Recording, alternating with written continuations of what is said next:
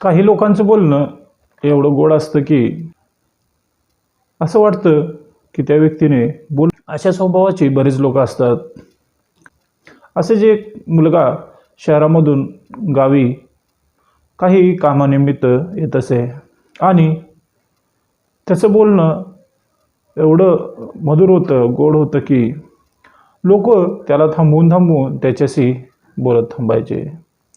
आणि असंच तो दरवेळी कामानिमित्त त्या गावामध्ये येत होता आणि अशामध्येच त्याची एका महिलेसोबत मैत्री होते.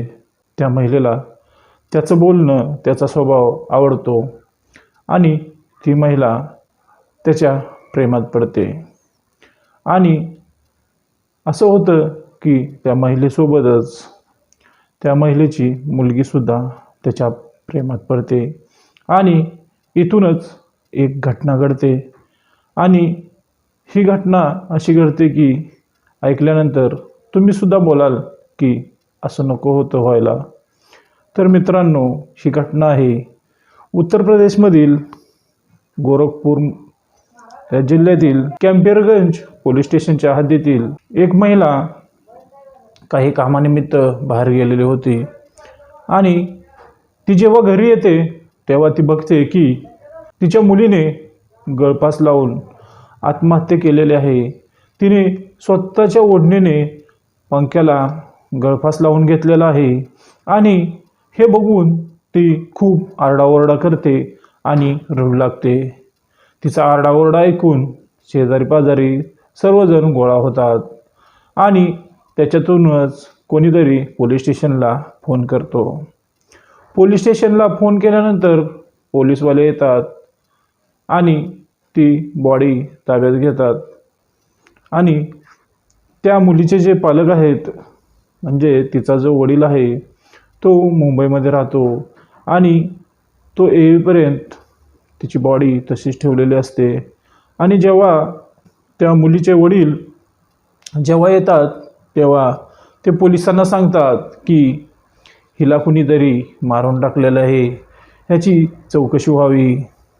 तेव्हा पोलीस हैराण होतात की हिने तर आत्महत्या केलेली दिसते, गळफास लावून घेतला आहे, परंतु हिचा बाप असा का बोलतोय. म्हणून ते पोलीस ते शव आहे ते पोस्टमॉर्टमसाठी नेतात आणि पोस्टमॉर्टममध्ये असा रिपोर्ट येतो की त्या मुलीला कोणीतरी मारहाण केलेली आहे आणि नंतर तिचा गळा ओळून खून केलेला आहे. असा रिपोर्ट आल्यानंतर पोलीसवाले तिच्या वडिलांचं कॉल रेकॉर्ड आणि त्यांचं लोकेशन, आईचं लोकेशन, कॉल रेकॉर्ड चेक करतात.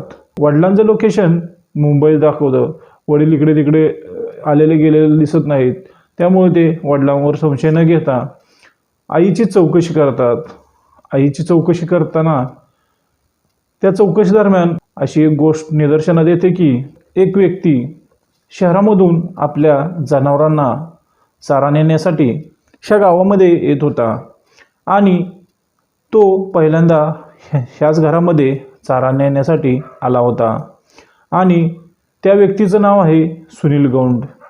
आणि ही व्यक्ती जेव्हा सारखी सारखी येत होती तेव्हा त्या मुलीच्या आईचं आणि त्याचं प्रेम जडलं होतं आणि त्यांच्यामध्ये शारीरिक संबंध होत होते.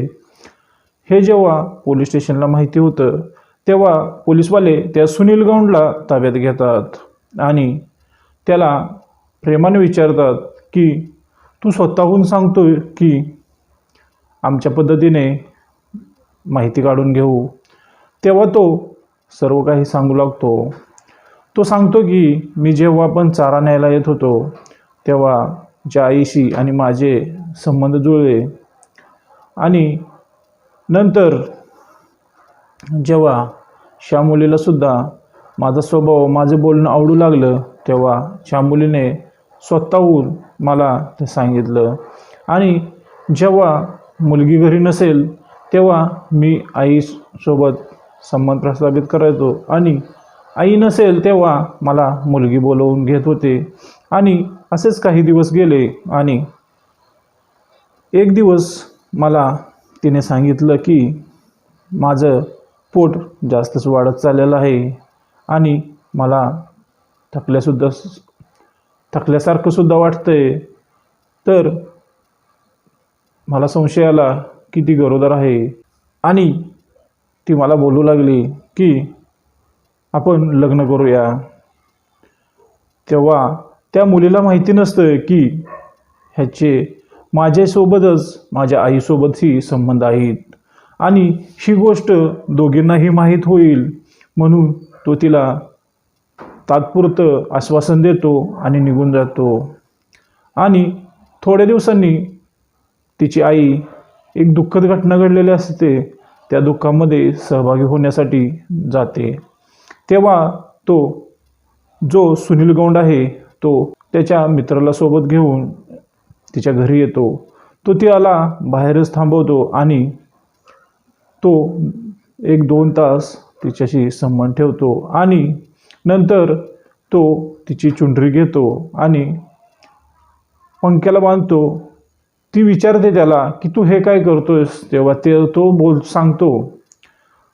तेव्हा तो सांगतो की मी आता तुला मारून इथे पंख्याला अडकवणार आहे. तर तिला विश्वास बसत नाही. तिला वाटतं हा चेष्टा करतोय आणि खरोखरच तो तिला गळा ओळून तिला मारतो आणि तो पंख्याला लटकवतो आणि ते तिथून निघून जातात. त्या मुलीच्या आईला सुद्धा विश्वास बसत नाही की जो मुलगा माझ्याशी संबंध ठेवतो तो आपल्या मुलीसोबतही संबंध ठेवत होता आणि फक्त लग्नासाठी तगादा लावला म्हणून त्याने त्या मुलीला मारून टाकले. मित्रांनो, ही कहाणी सांगण्यामागचे तात्पर्य आपला हेतू हा कुणाचाही मन दुखवायचा नाही किंवा कुणाला कमीपणा आणण्याचा नाही. परंतु मित्रांनो, आपण ज्यावेळी समाजामध्ये वावरतो किंवा जे लोक असतात ज्यांच्याशी आपली मैत्री होते किंवा ओळख होते त्यांच्यावर आपण कितपत विश्वास ठेवला पाहिजे याची आपण काळजी घेतली पाहिजे. आणि ज्या व्यक्तीसोबत आपण मैत्री करतो ती व्यक्ती कशी आहे, काय करते, तिची पूर्ण माहिती आपल्याला पाहिजे. आणि आपण कोणावरही जास्त विश्वास ठेवून ह्या आई व मुलीसारखे चुकीचे करू नये. मित्रांनो, तुम्हाला ह्या घटनेविषयी काय वाटते आम्हाला कमेंट करून नक्की सांगा.